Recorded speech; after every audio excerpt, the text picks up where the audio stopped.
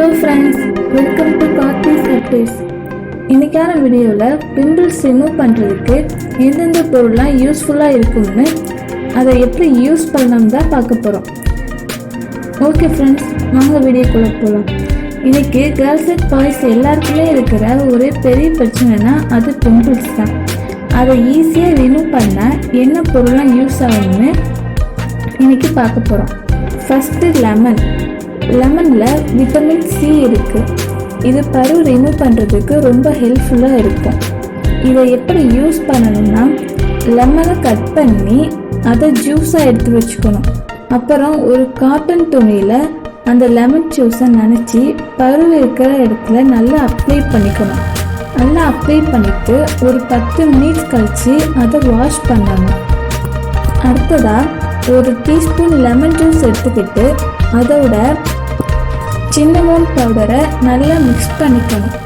அப்புறம் எங்கெல்லாம் பரு இருக்கோ அங்கெல்லாம் மிக்ஸ் பண்ணி வச்ச அந்த பேஸ்ட்டை நல்லா அப்ளை பண்ணிக்கணும்.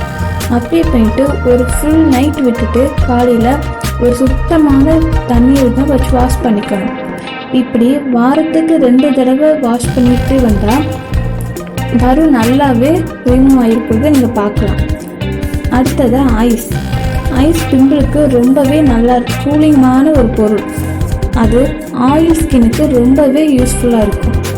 இந்த ஐஸை எப்படி யூஸ் பண்ணணும்னா, ஒரு சுத்தமான காட்டன் துணியில் வச்சு ஃபேஸ் ஃபுல்லாக நல்லா 3-4 மினிட்ஸ் நல்லா அப்ளை பண்ணிக்கணும். நல்லா அப்ளை பண்ணிவிட்டு அந்த ஈரம் போகிற வரைக்கும் அப்படியே வச்சுக்கோங்க. இது மாதிரி வாரத்துக்கு 2-3 டேஸ் யூஸ் பண்ணிட்டு வாங்க, பரு நல்லா குறைஞ்சிடும். அடுத்ததாக தேன் ஒரு அமேசிங்கான பொருள். ஃபேஸ் நல்லா சாஃப்டாக நல்லா ஒரு க்ளோயிங்காக இருக்கிறதுக்கு இந்த தேன் ரொம்பவே யூஸ்ஃபுல்லாக இருக்கும்.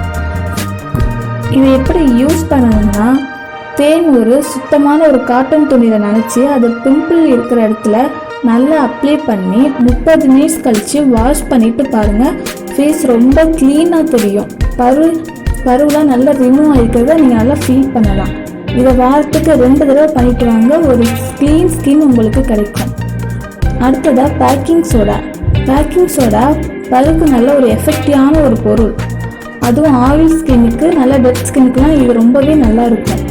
இதை எப்படி யூஸ் பண்ணணும்னா, 1 டீஸ்பூன் பேக்கிங் சோடாவை எடுத்துக்கிட்டு அது கூட தேவையான தண்ணி இல்லைன்னா லெமன் ஜூஸ் நல்லா ஆட் பண்ணி ஒரு பேஸ்ட்டு மாதிரி நல்லா பண்ணிவிட்டு அதை பருவத்தில் நல்லா அப்ளை பண்ணிக்கோங்க. நல்லா அப்ளை பண்ணிவிட்டு ஒரு 30 நிமிஷம் வச்சுட்டு அதை நல்லா சுத்தமான தண்ணியில் வாஷ் பண்ணிவிட்டு பாருங்கள். இதே மாதிரி வாரத்துக்கு 2 டேஸ் இல்லைனா 3 டேஸ் பண்ணிகிட்டே வாங்க, பரு கண்டிப்பாக ரிமூவ் ஆயிடும்.